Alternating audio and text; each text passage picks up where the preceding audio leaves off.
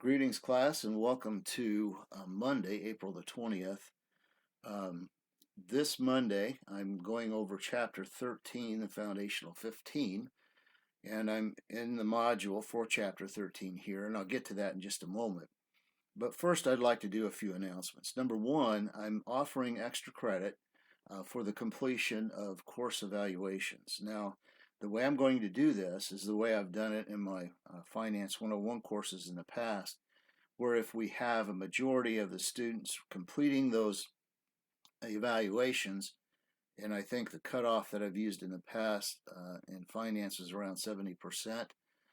If we have 70% approximately of the students responding, everybody gets 5 extra credit points for completing those. So I've checked into this, and that's what I've been told I can offer for these course evaluations. So what I'm going to do is go ahead and set up an extra credit assignment in the course, and it will be for the course evaluations. It'll be worth 5 points.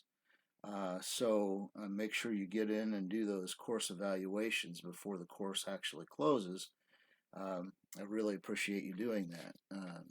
So a couple of things in addition to that, announcements, how we're going to wrap up the course. Today it's Chapter 13 in the Foundational 15. Wednesday I'll have a video here covering Chapter 14. But in Chapter 14, what we're going to have are conceptual type questions, not calculation questions. So I'm not going to have a problem on the test for Chapter 14. What I am going to do, though, is to have some of the terminology from Chapter 14, which I will cover on Wednesday.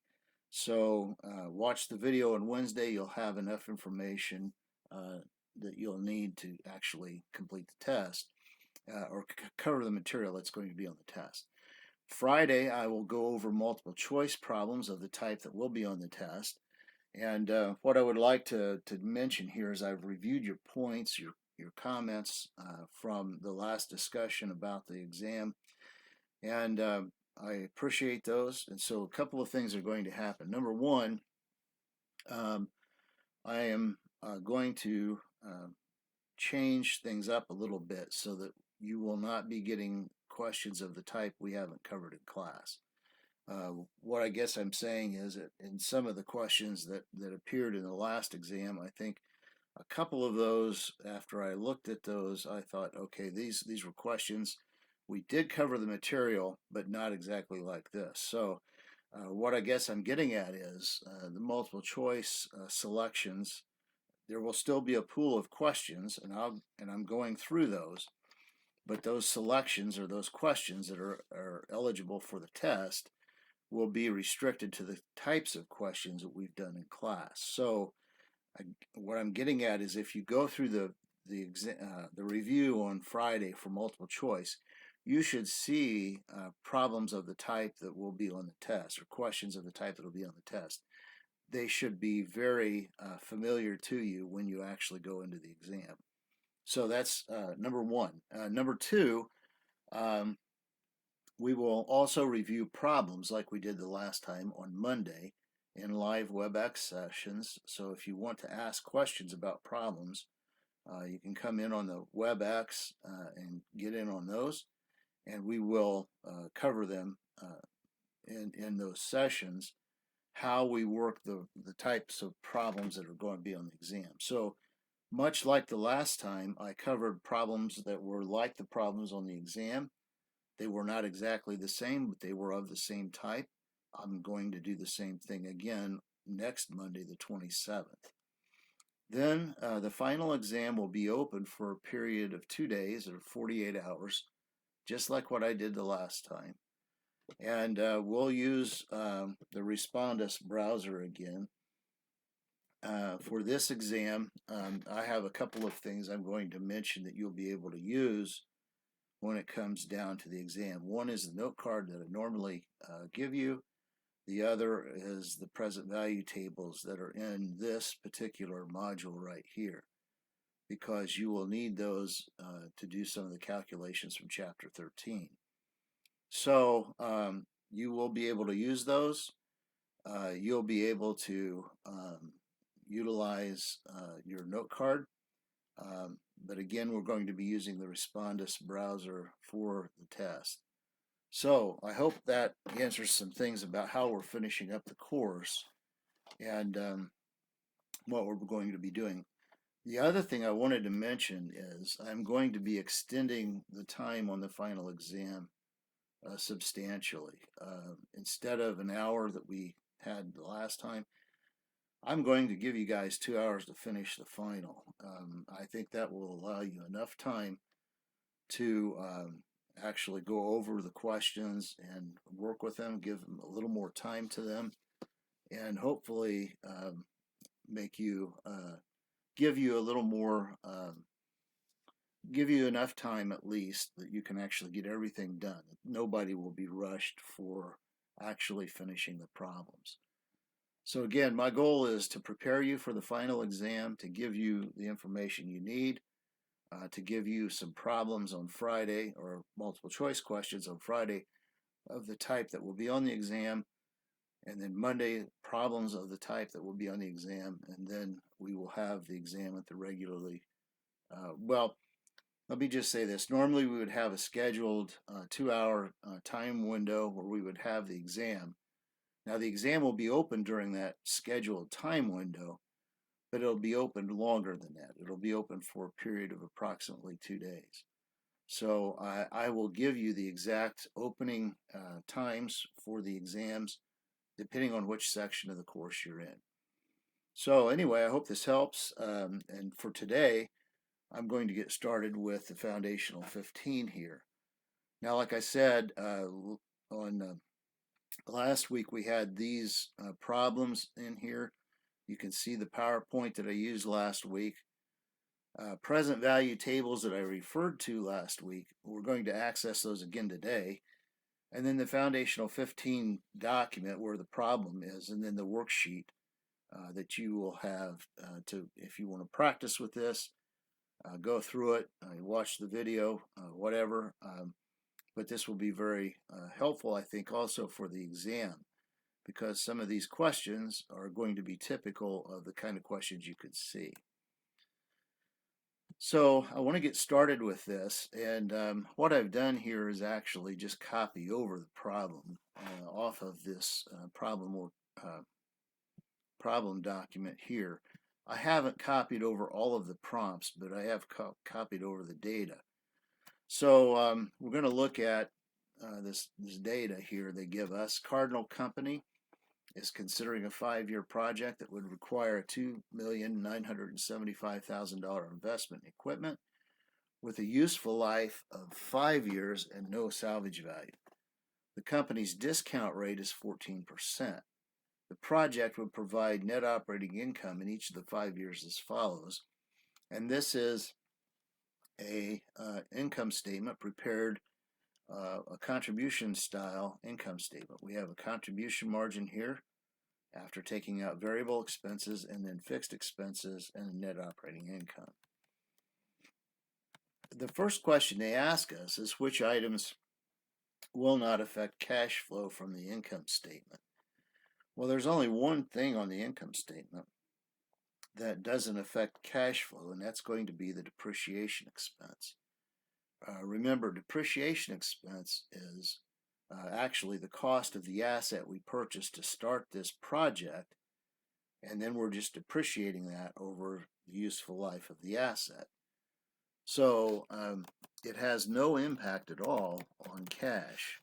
So we want to add that back, or we want to identify that, especially when we're looking at evaluating the project using a cash flow approach, which is what we're going to do. So we have $595,000 in depreciation expense that we're going to add back for number 1. In number 2, they're asking us to calculate the project net cash flows. And really, what that is, this is just the annual cash flow we're going to have based on this income statement. So we start with a net income of $405,000, and we're adding in the depreciation expense.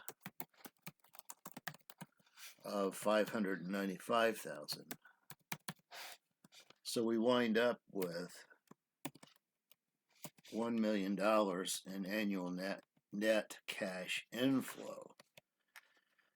Now, for number 3, they want us to calculate. We go over here and look at this. They want us to calculate the present value of the project's annual net cash inflows. So we're going to say, okay, for years 1 to 5, we're going to have a cash flow of $1 million.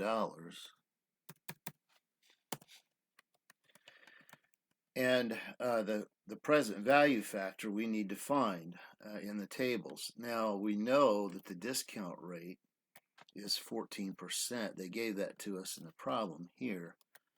So what we're going to do is look up the present value factor in the tables. So we go to the table here, and for this particular problem, we're looking at a series of 5 equal cash inflows. So we're looking at an annuity. An annuity is a series of payments. It's not just one payment. So for the annuity, we're going to go for the length of time, which is 5 years. And we're going to look at the discount rate at 14%. And we get a factor of 3.433. So we put that in here. And then we multiply that times the cash flow. We get a present value of cash flows of $3,433,000. They're going to get $5 million over the course of 5 years, but the present value of those cash flows will be discounted based on the discount rate that they're going to use. Okay, so number 4 then asks us to calculate the project's net present value. In this case, what we're going to do is we're going to compare the outflow of cash with the inflow of cash. So our initial cash outflow is $2,975,000. And we're going to put that into the now category because we're going to have to put that out right away. There will be nothing else that we're going to pay out right now, so we can just bring that total down. That's the total cash outflow in the present period. Now for years 1 to 5, we're going to have an annual sales amount of $2,735,000. And we have variable expenses, and we're just pulling all these numbers from this income statement here. We have the sales, variable expenses, fixed expenses, and so on. So the variable expenses is going to be $1 million.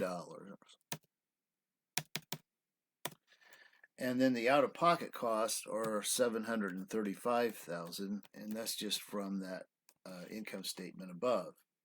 Now, we're not going to do anything with depreciation because this is a cash flow method of calculating this. In other words, we're only interested in expenses if it takes cash away, and we're only interested in income that actually produces cash for us, not accruals. So we're going to just add these up to find out what our net cash inflow is going to be. When we do that calculation, we come back to this $1 million annual net cash inflow we had over here. So on the next line, we have a discount factor. And we're going to use, if we're doing anything in the current period, we're going to use a discount factor of 1. It's always 1 in the current period. In the years 1 through 5, we're going to go back to that table and use that number we were looking at earlier in the 14% category for 5 years, 3.433, because that is the present value of an annuity. We're going to multiply the factors. We come up with $3,433,000 for the years 1 through 5, and negative cash outflow of $2,975,000. So when we add those together,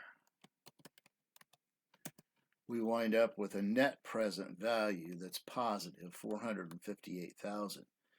that means we would do this project. This would be something we would want to do because it has a positive cash net present value. Actually, considering the time value of money, it has a positive cash flow. That's what we're interested in. Now, this next item for number 5 asks for the profitability index. We've not really talked about that much. But this is really going to be the net present value of the project, which is $458,000 that we calculated right here, divided by the investment required, $2,975,000. When we do that, the math, we take the 458 divided by 2,975,000, and we have 15 what I would say, if you're going to round this, 15.4%, 15.4%. Keep in mind this is a decimal form of the percentage, and if we're talking about this, we would need to write this in percentage format. It would be 15.4%. Number 6 is going to be the internal rate of return, and I mentioned this in my earlier videos that the internal rate of return is a tricky calculation simply because you can't get an exact internal rate of return. You can always approximate it based on the tables that you have. But to calculate the factor that we want to look at, we're going to take the investment required, which is $2,975,000, and we're going to divide that by the annual cash inflow of $1 million. So the factor that we're going to look up will be 2.98. Well, actually, we need to get that to 3 decimal places because the table is going to be in 3 decimal places. So this is the present value factor for the internal rate of return. We go to the table,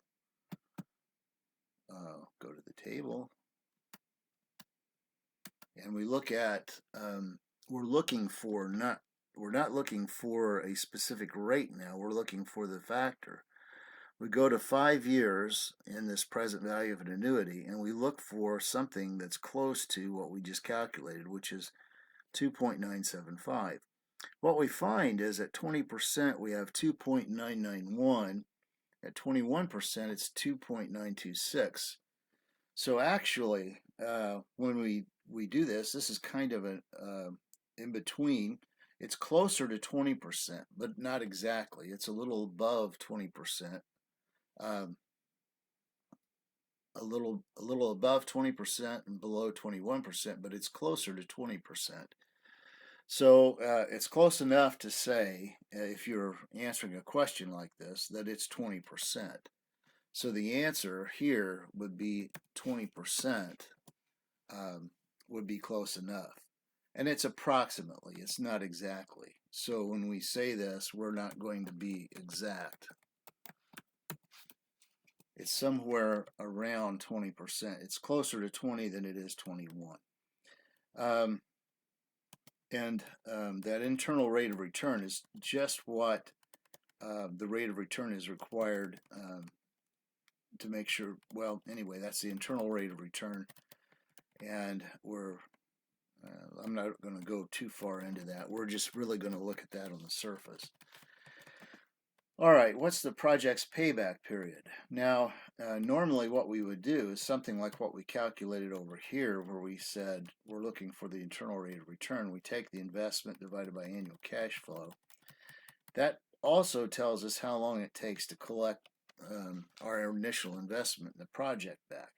But another way of doing it is looking at it like this, and this illustrates it, I think, a little bit clearer.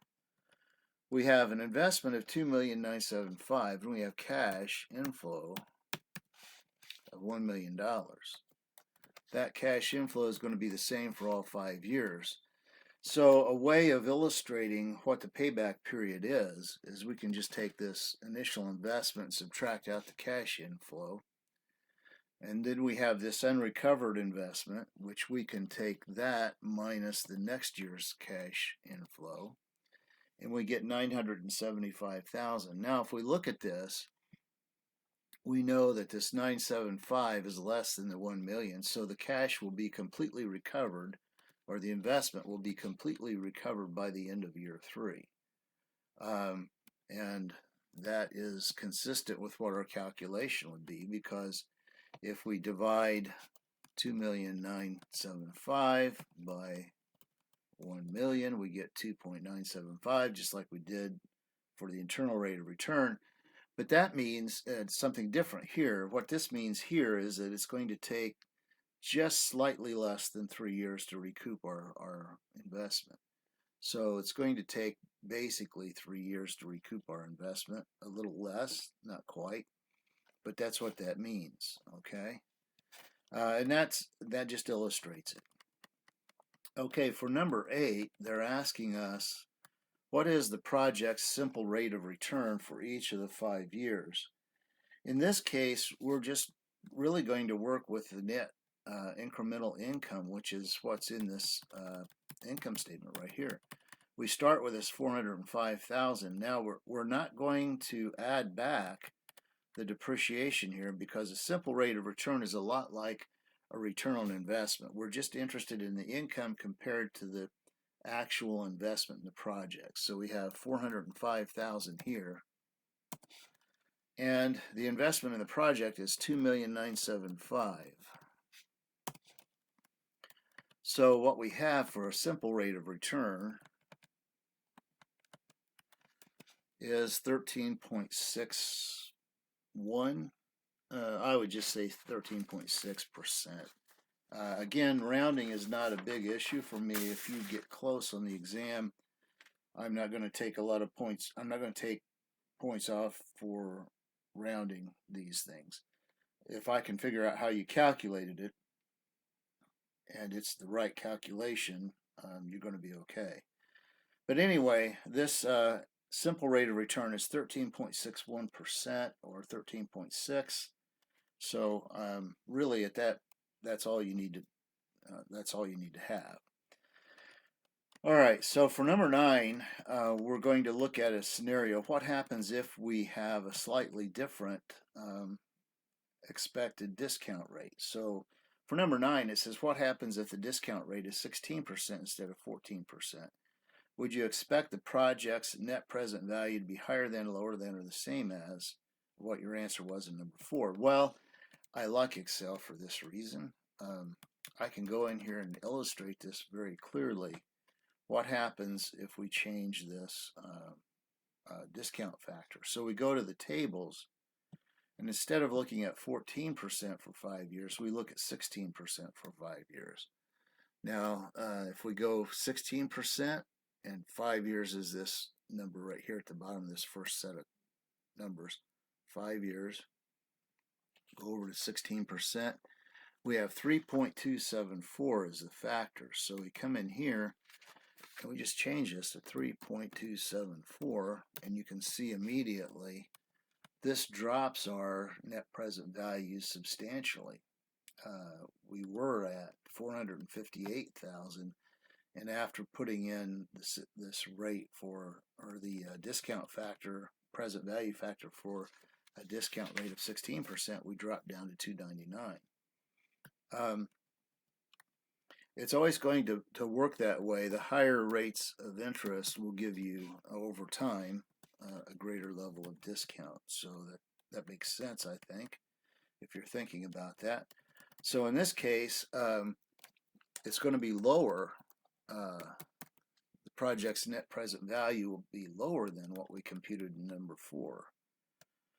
So number 10 is another question very similar to this. What happens in the payback period if we have salvage value at the end of 5 years? So let's say that equipment that we originally purchased has a salvage value at the conclusion of the project in year 5, where we recoup $300,000. How does that impact the payback period? Well, it doesn't.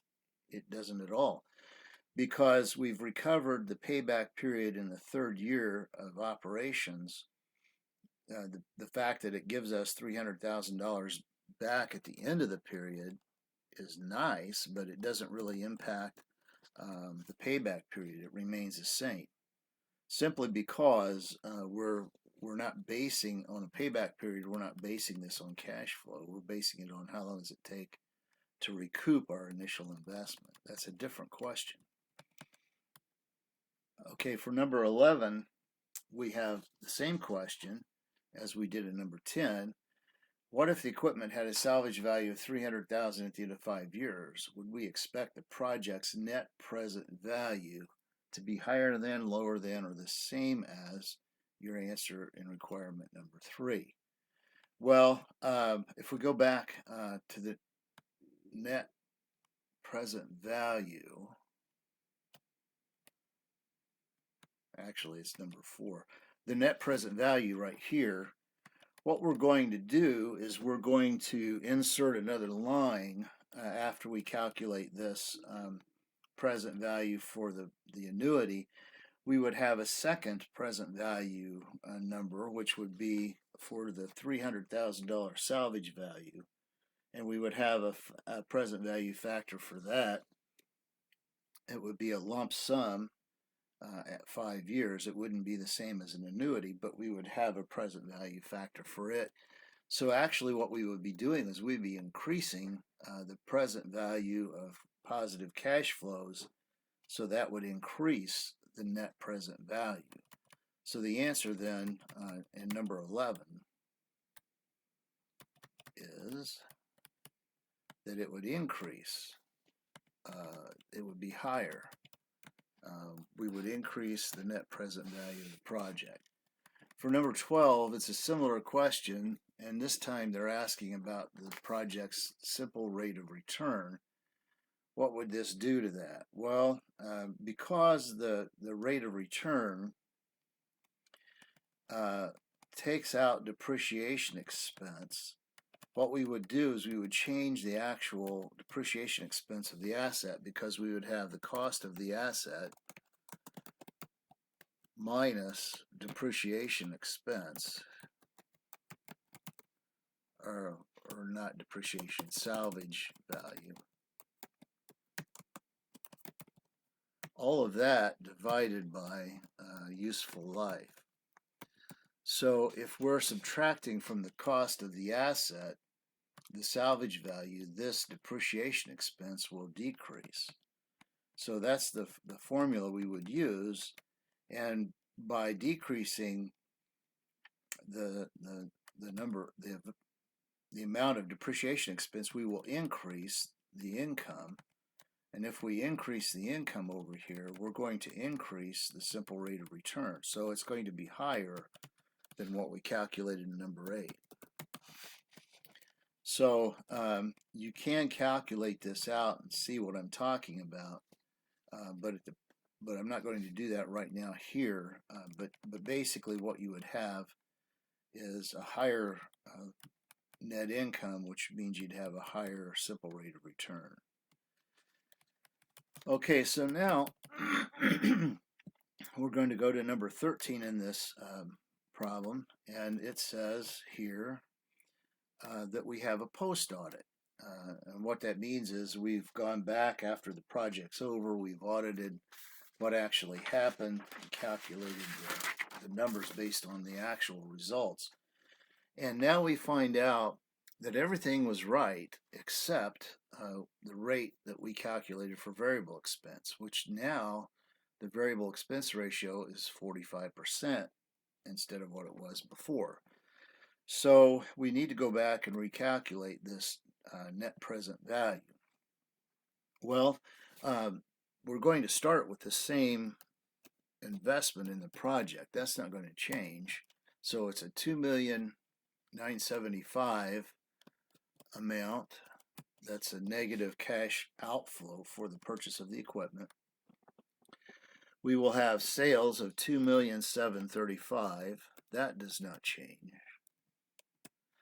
But the variable expense is now going to be 45% of the sales. So we multiply that by 45%, and we get, and I need to make this negative because we're going to subtract this. So we have $1,230,750. That's different from what we had the first time of $1 million. Now for the out-of-pocket expenses, those do not change. We have $735,000 there. And when we add these up, we have net cash inflow of $769,250 now. Now when we go to the present value, the discount factor, we'll have the same numbers we had before. So if you recall, up here we had 1 and the 3.433 based on the discount of 14% that we got from the tables right here. Right here, 3.433. So we go back here and we put that in and we multiply those numbers. We get the present value of cash inflows is $2,640,000. The present value of cash outflows is negative $2,975,000. So what's going to happen now is the present value of the project goes from being a positive $458,000 to a negative $334,165. So that's the answer to number 13. Number 14 is the same scenario. We're basically saying, okay, with those post-audit results, variable expenses, which are 45%, what happens to the actual payback period? So let's do that. We're going to do it the same way we did the other one, $2,975,000. And our cash inflow now is going to be based on this present value here of $769,250. That's the present value of the cash inflow that we have. So we take this $2,975,000 minus the $769,250 to get our unrecovered investment in year one. And we keep subtracting this $769,250 from the unrecovered investment until we have a number that's less than that cash inflow. So what we have here, after calculating this, in year one we recover $769,250, so we see these balances declining. We get to year three, we have unrecovered investment of $667,250, which means that after we get through the majority of year four, we will have recovered the entirety of our investment. Simply put, if we calculate it the way we would the other payback period, we wind up with a 3.867, which means that we're going to get about 87% of the way through year three. Year four, I'm sorry, not year three. We get 87% of the way through year four before we actually collect our investment back. Number 15 uses the same assumptions, but it asks what is a simple rate of return now if this is true. So we need to calculate the new net income because we're doing this not based on cash flow, but based on what our incremental net income is. So we're going to do this based on the figures we calculated earlier, the $2,735,000. Again, the variable expense is 45% of that. So we use 45. We get 1,230,000. Let me do the negative thing again. And we get 1,230,750. Out of pocket is 735. Depreciation expense is negative 595, as we had previously. We're not changing that. And then we add up the total. We take the income minus all those expenses. We get a net income of $174,250. So now we're ready to compute the simple rate of return. So we take that net income we just computed up here, $174,250, And we divide that by the cost of the project, $2,975,000, or the investment we make in the project. So we're going to calculate 174,250 divided by 2,975,000, and we get 5.85%, or 5.86. But that is the simple rate of return, assuming those facts are changed.